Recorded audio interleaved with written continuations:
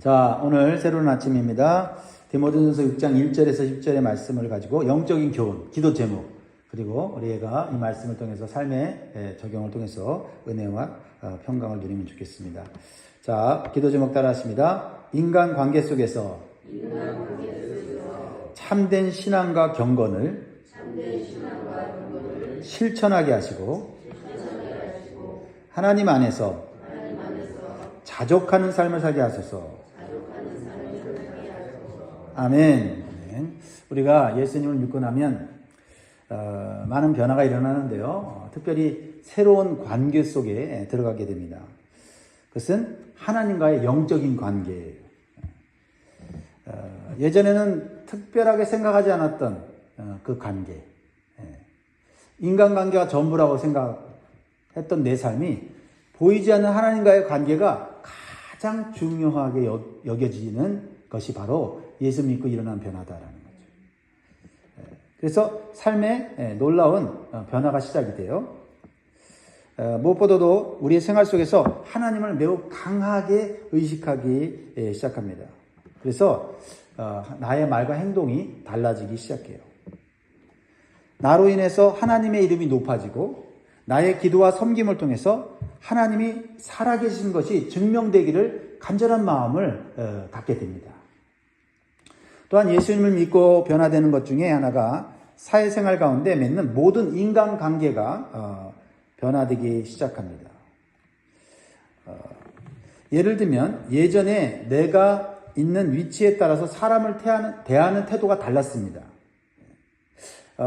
나의 위치가 높으냐 낮으냐가 굉장히 중요했지요. 왜냐하면 그것이 세상의 기준이고 세상의 성공이니까 높아져야 돼요. 지금보다 더 나은 삶을 살아야 된다고 하는 그러한 가치관에 살고 있었습니다. 그래서 내가 높은 위치에 있게 되면 낮은 위치에 있는 사람을 함부로 대하죠. 또 그것을 즐기죠. 그래서 이제 요즘 말로는 갑질한다 이런 말을 하죠. 반대로 내가 낮은 위치에 있게 되면 참 초라하게 느끼고 불안하고 내 인생은 실패했다고 생각을 합니다. 그래서 높은 위치에 있는 사람을 그냥 미워하고 시기하고 또 불평과 불만을 가지며 사는 것, 그것이 이 세상의 모습인 것 같아요. 그러나 예수님을 믿고 난 후에는 모든 인간관계 속에서 하나님을 의식하게 돼요. 그래서 나의 말과 태도로 인해서 하나님의 이름이 더럽혀지지 않기를 원하는 거죠. 높은 자리에 있으나 낮은 자리에 있으나 하나님을 의식하면서 내 말과 태도가 과연 하나님 앞에서 합당하냐가 중요한 기준이요 가치관이 된다라는 것입니다. 더 나아가 나를 통해서 하나님의 사랑과 복음이 전파될 수 있기를 바라면서 더욱 자발적이고 적극적으로 일하는 모습을 보여주므로 새로운 인간관계가 또한 그 인간관계로부터 오는 결과가 달라진다라는 것입니다. 이것이 크리스찬의 변화된 올바른 신앙과 자세인 것입니다. 또한 하나님은 이러한 우리의 모습을 보시고 더욱 은혜를 주시고 축복받는 관계로 또 풍성한 삶으로 이끌어 주신다라는 것입니다. 할렐루야. 오늘 우리는 사도 바울이 사랑하는 제자 디모데에게 보낸 편지 디모데전서 6장 1절에서 10절 말씀을 통해서 참된 신앙의 모습, 즉 경건이 무엇인지를 우리가 좀 살펴보고자 합니다. 이 말씀은 2000년 전 로마 제국이라는 거대한 배경 속에서 박해받던 초대교회 성도들에게 주어졌지만은요, 오늘 우리에게도 강력한 교훈을 주는 또 감동을 주는 말씀이에요.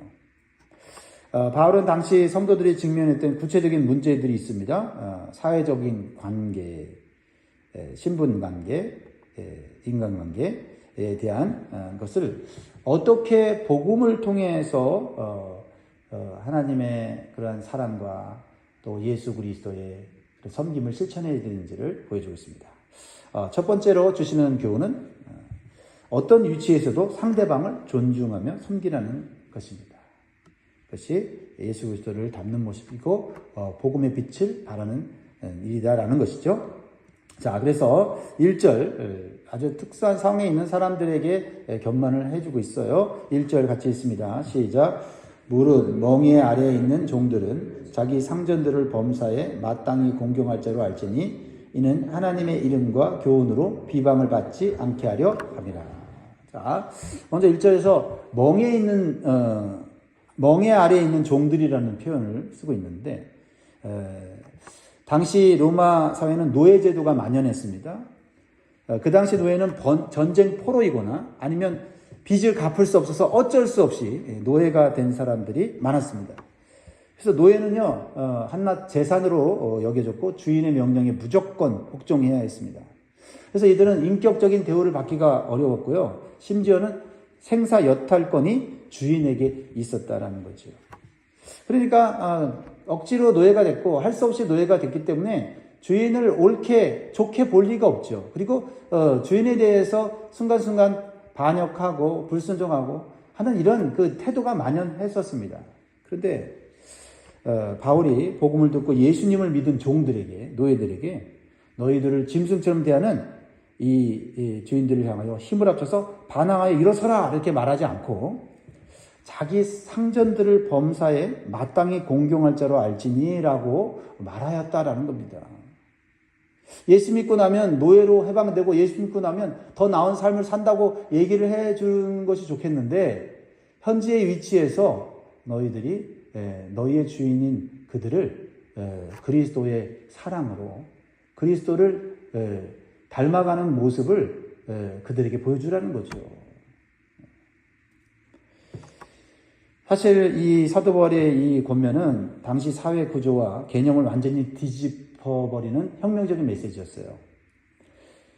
그런데 바울이 이렇게 말한 것은 노예 제도를 인정한 것이 아니라 현재 위치에서 그들이 믿는 하나님이 어떤 분이신지를 드러냄으로써 예수님과 복음이 비방받지 않고 존중받게 하라는 것이죠.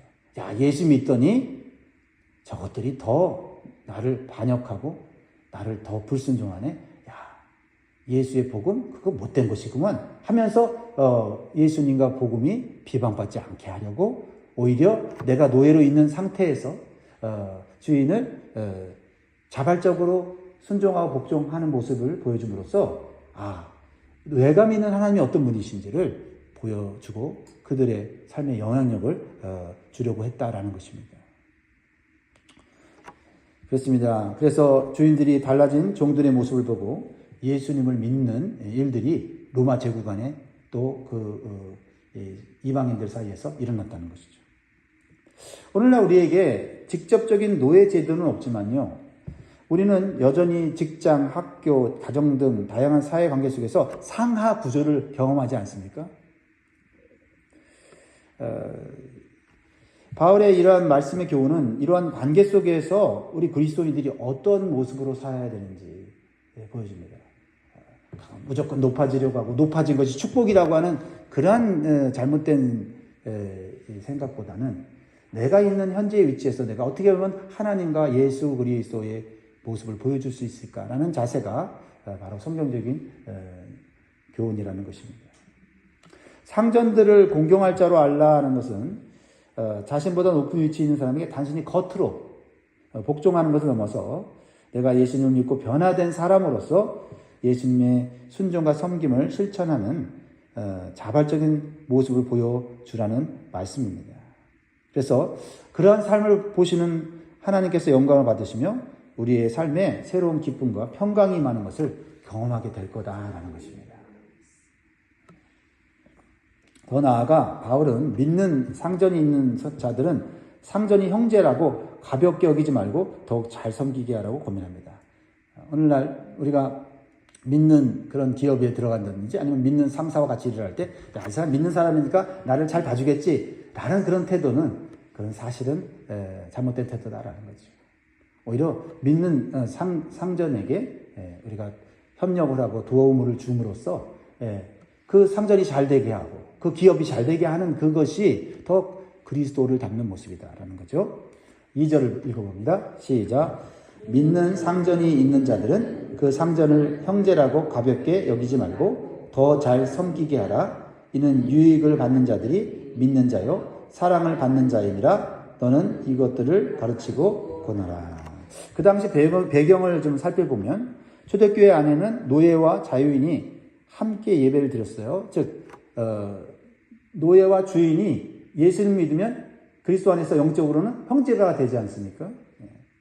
그러니까 이 영적인 평등함을 누린 거죠. 그러니까 노예들이 어쩌면 예수님을 믿게 된 이유도 예수 안에서 참된 자유와 평강이 있는 거예요. 근데 자신이 섬기는 주인도 예수님을 믿게 됐단 말이죠. 아, 당신과 나는 똑같은 형제야 라고 하면서 그 믿는 상전에 대해서 함부로 대하거나 심지어는 게으름을 피우는 경우도 있었다라는 거죠. 그러나 그것은 하나님이 기뻐하는 태도는 아니다. 영적인 평등함이 사회적 책임을 면제하지 않음을 분명히 보여주고 있는 것이고요. 오히려 우리는 그리스도의 사랑으로 인해 더욱 성실하게 맡은 바 역할을 감당하는 것이 하나님을 기쁘시게 하는 일인 줄 믿습니다. 실제로 이 초대교회에서는 이러한 영적인 가르침이 큰 영향력을 미쳤어요. 그래서 불신자 상사 밑에서 일하던 기독교 노인들이 그들이 변화되어 성실함과 주인을 존중하는 태도로 대함으로써 그들이 예수님을 믿게 되었죠. 사실 그 로마나 어떤 그 유럽의 노예들이 이 주인이나 귀족이나 어떤 자유인들보다 훨씬 많았다고 해요. 그들이 예수님을 믿고 변화되니까 결국은 로마가 기독교 국가가 되는 역사가 일어나지 않습니까? 여러분, 우리가 낮은 위치에 있다고 해서 불행한 것이 아니라 그 낮은 위치에서 내가 하나님 앞에서 어떤 모습을 보여주냐에 따라서 내 인생이 달라지고 우리 주변의 인생을 변화시킬 수 있는 줄 믿습니다. 꼭 높아지고 좋은 환경에 들어가서 간증을 하면서 내가 이렇게 잘 됐다. 그것만을 생각하면서 현재의 불만과 불평을 가지고 있다면 그 자체가 하나님 앞에 합당하지 않은 모습이다라는 것입니다. 우리의 신앙은 예배당 안에서만 머무는 것이 아니라 우리의 모든 관계 속에서 드러나도록 힘써야 되겠습니다. 직장에서 상사를 대할 때, 가정에서 부모님이나 자녀를 대할 때, 또 모든 이런 관계 속에서 우리의 원칙은 뭐냐면 그 사람의 위치, 높음과 낮음이 아니라 주님께 하듯 존중하고 섬기라는 하나님 말씀을 기억해야 될 줄 믿습니다. 그래서 다양한 사람을 대하는 우리의 이러한 진실한 태도가 하나님의 이름과 교훈을 비방받지 않게 할 뿐만 아니라 더 나아가서는 복음의 향기가 드러나는 역사가 일어날 줄 믿습니다. 두 번째로는요, 성도들은 진리의 말씀을 따라 논쟁과 다툼이 없는 삶을 살아야 된다고 교훈하고 있어요. 3절, 4절, 5절을 같이 있습니다. 시작. 누구든지 다른 교훈을 하며 바른 말 곧 우리 주 예수 그리스도의 말씀과 경건에 관한 교훈을 따르지 아니하면 그는 교만하여 아무것도 알지 못하고 변론과 언쟁을 좋아하는 자니 이로써 투기와 분쟁과 비방과 악한 생각이 나며 마음이 부패하여지고 진리를 잃어버려 경건을 이익의 방도로 생각하는 자들의 다툼이 일어나니라. 한마디로 말하면 우리는 예수 그리스도의 말씀과 경건에 대한 교훈을 받은 사람이기 때문에 그런 사람들은 쓸데없는 논쟁이나 다툼을 일으키지 않는다라는 것이에요.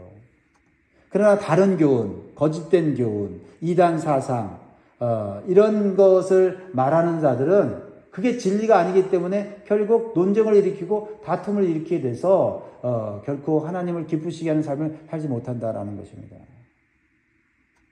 초대교회는 실제적으로 다양한 이단 사상과 철학들이 난무하던 시대였습니다. 그래서 교회 안에 거짓 사상을 가진 거짓 교사들이 가만히 들어와서 활동을 하면서 성도들의 이러한 순수한 신앙을 흔들어 놓았다는 겁니다. 이것이 오늘 본문 배경에 에베소 교회가 가졌던 문제 중에 하나였어요. 이 거짓 교사들의 특징은요, 자신들의 가르침을 주장하면서 사람들을 현혹하고 교회 공동체 안에서 분열과 다툼을 일으켰어요. 근데요, 그 분열과 다툼을 일으키는 것을 즐겼다는 거예요. 일부러 그렇게 만들어놨다는 거예요. 그래서 자신들이 높은 위치에 자신들이 대단한 지식과 어떤 그 지혜를 가졌다는 것을 자랑하기 위해서 일부러 논쟁을 하고 다툼을 일으키는 일들이 있었다는 거죠. 그래서 바울이 여기서 변론과 언쟁을 좋아하는 자라고 막 표현하고 있지 않습니까? 진리의 말씀에 순종하기보다는 자기 자신을 드러내고 자기 자신이 얼마나 많은 지식과 학문을 가졌는지를 드러내는 것을 즐겼다라는 것입니다. 한마디로 그들은 자신이 잘났다고 하는 교만을 가진 사람이었다는 겁니다. 이러한 자들이 교회 공동체 안에서 논쟁을 일으키고 다툼을 일으키고 분쟁을 일으키고 사람들로 하여금 악한 생각에 빠지게 했다라는 것입니다. 사랑하는 성도 여러분, 우리가 교회 안에 들어와서 잘못된 주장과 이단 사상으로 교회를 깨트리는 자들이 있을 수 있음을 이 시대에 조심해야 됩니다. 또한 우리도 스스로 조심해야 되죠. 우리가 교회 공동체 안에서 아무리 내 말이 옳다고 주장해도 그것이 논쟁과 다툼과 시기와 질투로 나타난다면 자제해야 할 것입니다. 좀 더 지혜롭고 겸손한 자세로서 말을 하고 우리가 섬겨야 될 줄 믿습니다. 그리고 이러한 영적 분위기를 만들 때 잘못된 사상이나 이단 사상을 가진 자들이 우리 교회에 들어와서 함부로 활동할 수 없게 되는 거죠. 여기서 논쟁을 일으키고 이슈를 만들고 문제를 불거지게 하고 이 교회는 안 되겠네 하고 도망간다 이 말이에요. 그러므로 우리가 얼마나 이러한 하나님의 말씀, 예수 그리스도의 경건에 관한, 특별히 경건에 관한 이 말씀을 우리가 마음에 새긴다는 것, 얼마나 중요한지 몰라요. 그래야 이것이 거짓인지 진리인지를 분별하게 되고 다툼과 논쟁을 피할 수 있게 된다라는 것입니다. 이 에베소 교회 안에서 또 심각하게 문제를 일으켰던 이 거짓 교사들의 가장 큰 문제는 뭐냐면 경건을 이익의 방도로 생각했고 또 그 경건을 이익의 방도로 생각하도록 만들었다는 것입니다. 무슨 말입니까? 신앙을 통해서 물질적인 부를 얻으려는 불순한 의도를 가지고 있었다는 거죠. 자신들이 정말 겉으로는 하나님을 잘 믿고 성경 지식이 많고 겉으로는 굉장히 경건한 척, 기도 많이 하는 척 하면서 자신의 사리사욕, 물질적 욕망을 채우려는 그런 자들이었다라는 것입니다. 또한 이들이 가리키는 것은 오늘날 번영신학과 같아요. 예수 믿으면 무조건 복 받는다. 예수 믿으면 무조건 잘 된다. 예수 믿으면 무조건 물질적 풍요를 누린다. 물질적 풍요를 못 누리면 그 사람은 저주받은 것이고 그 사람은 예수님 잘못 믿는 거다라는 하나님의 이 축복을 오도하여서 기복주의로 빠지게 해서 오직 예수 믿는 것이 물질적으로 육체적으로 잘 되는 것으로 전락시키는 그러한 경건을 하나님과의 올바른 관계 속에 누리는 평강과 은혜를 내적인 것들을 강조하지 않고 외적인 것으로 판단하게 만드는 그러한 오류를 범하게 했다라는 겁니다. 물론 하나님께서 우리에게 필요를 따라 물질을 주시고 또 육체적 건강을 통해서 하나님의 일을 더 많이 할 수 있게 하시기도 하십니다. 그러나 더 중요한 것은 하나님께서 우리 안에 주시는 영적인 평안이에요. 어떤 상황 가운데서도 인내할 수 있도록 하는 강한 믿음입니다. 어떤 상황 가운데서도 우리가 믿음을 잃지 않고 하나님 뜻대로 살고자 하는 그런 경건한 신앙을 갖도록 하는 것, 그것이 더 큰 축복인 줄 믿으시기 바랍니다.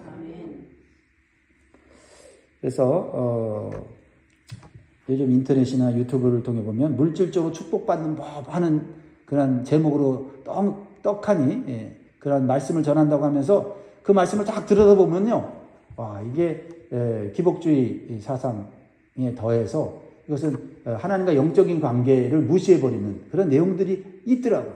많더라고요. 잘못 빠지면 믿음이 훼손되고 잘못된 가르침에 빠질 수 있다는 것을 기억하시기 바랍니다. 그래서 우리는요, 이 모든 것을 성경 말씀에 비추어 검토하고 진리에서 벗어난 말씀을 경계해야 합니다. 무조건 나한테 좋다고 해서 말씀이라고 하는 그런 형식으로 내게 다가온다 할지라도 오늘날 시대는 진심으로 예수 그리스도 중심의 말씀, 또한 이것이 내 영혼을 진정으로 살리는 말씀인가를 생각하면서 들어야만 진정으로 우리에게 유익이 되는 줄 믿습니다. 마지막 세 번째로 성도는 하나님이 주신 것으로 자족하며 살아야 합니다 하는 겁니다. 굉장히 중요한 우리의 삶의 원리입니다. 6절, 7절, 8절을 같이 읽습니다. 시작. 그러나 자족하는 마음이 있으면 경건은 큰 이익이 되느니라. 우리가 세상에 아무것도 가지고 온 것이 없으며 또한 아무것도 가지고 가지 못하리니 우리가 먹을 것과 입을 것이 있은즉 족한 줄로 알 것입니다. 마지막으로 바울은 물질에 대한 올바른 태도를 말씀하고 있습니다. 경건이 곧 큰 이익이 된다. 물질보다 경건이 더 큰 이익이 된다라고 역설적으로 표현하고 있는 겁니다. 특별히 이 경건은 자족하는 마음과 함께 할 때 큰 이익이 된다라는 겁니다. 당시 그 헬레니즘 문화 속에서는요, 쾌락주의와 물질주의가 팽배했고요, 더 많은 것을 소유하고 즐기는 것이 행복이라고 여겼습니다. 오늘도 마찬가지죠.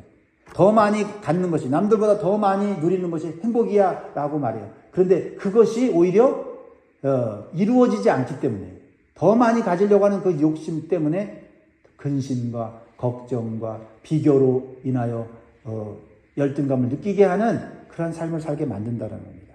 우리 믿는 사람들은 하나님의 관계가 더 중요해 라는 그 교훈을 마음에 붙잡아야 하나님께서 주시는 것으로 만족하고 자족할 때 우리는 더 행복해질 수 있다는 사실을 기억하시기 바랍니다. 우리는 빈손으로 왔다가 빈손으로 가는 존재라는 이 근본적인 진리를 마음에 새겨야 한다라는 것이에요. 그러니까 빈손으로 왔는데 그래도 지금까지 세 끼 또는 두 끼 밥을 먹으면서 하루하루 살아왔고 힘들고 어려운 시절이 있었지만 그것을 극복할 수 있게 된 것 얼마나 감사합니까? 그리고 많이 갔든 적게 갔든 간에 죽을 때 아무것도 가지지 못하는 것이 인생이라고 한다면 우리가 이 세상 사는 동안에 우리가 가진 것, 우리에게 주어진 것으로 우리는 만족하고 감사하며 또 많이 받았다면 그것이 가져갈 것이 아니기에 우리가 하나님의 뜻을 따라 올바르게 사용해 가는 것이 남아있는 영원한 삶에 우리에게 더 큰 유익이 되고 영광이 되고 상급이 되는 줄 믿습니다. 그러니까 예수 믿는 사람들의 삶은 비전은 이 땅에만 있는 게 아니에요. 좀 더 영원한 하늘나라를 볼 때 내가 이 땅 가운데서 어떤 자세로 살아야 되는가. 그래서 사도 바울은 돈에 대한 본질과 위험성을 말하고 있죠. 10절을 읽고 마무리하겠습니다. 시작. 돈을 사랑함이 일만하게 뿌리가 되나니 이것을 탐내는 자들은 미혹을 받아 믿음에서 떠나 많은 근심으로써 자기를 찔렀도다. 그래서 사도 바울은 돈 자체가 악이라고 말하지 않습니다. 돈은 도구일 뿐이고 돈은 우리의 삶에 필요한 도구예요. 근데 문제는 돈을 향한 사랑, 즉 탐욕이라는 것입니다. 이 탐욕은 사람들을 시험에 빠지게 하고 올무에 빠지게 하고 어리석고 해로운 욕심을 이끌어 파멸과 멸망에 이르게 된다라는 거죠. 그러니까 여러분 결과적으로 내가 믿음을 잃어버리게 된다면 그 물질에 대한 사랑과 욕심은 우리에게 결코 좋은 것이 아니에요. 해로운 것이고 멸망케 하는 것이다라는 것입니다. 그래서 그 기준을 딱 잡으라는 것이죠.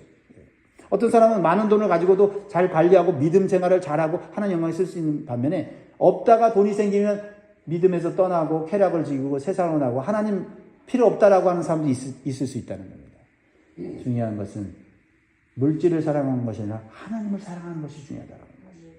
그리고 먹을 것과 입을 것이 있으면 족한 줄을 알라는 이 말씀은 하나님 안에서 자족하며 살 때 하나님께서 계속해서 필요한 것들을 제공해 주신다는 겁니다. 자족하라고 하는 것은 난 이 정도밖에 안 되는 인생인가 봐 라는 게 아니라 현재 삶에 감사하면서 살면 하나님이 다음 단계로 우리를 이끌어주고 믿는 믿음으로 산다 이 말이에요. 여호와는 나의 목자시니 내가 부족함이 없으리로다라고 고백하며 살 때 우리의 부족함을 하나씩 하나씩 채워주시는 하나님을 경험하게 되는 것입니다. 무엇보다도 예수님이면 충분합니다라는 이 믿음을 가질 때 예수님께서 끝까지 그 인생을 책임져 주시는 줄 믿습니다. 사랑하는 성도 여러분, 오늘 말씀을 여러분 삶에 잘 적용할 수 있기를 바랍니다. 서로 존중하고 섬기며 진리를 분별하고 지키며 물질에 대한 욕심을 버리고 자족함으로 하나님을 사랑하면서 경건 생활을 이 세상에서 하게 될 때 여러분들은 결코 하나님의 은혜와 축복을 받지 못하는 자가 아니라 더 풍성히 받는 자가 될 줄 믿습니다. 그리고 복음의 향기를 온 세상에 인간관계 속에 드러내는 자가 될 줄 믿습니다. 기도하겠습니다.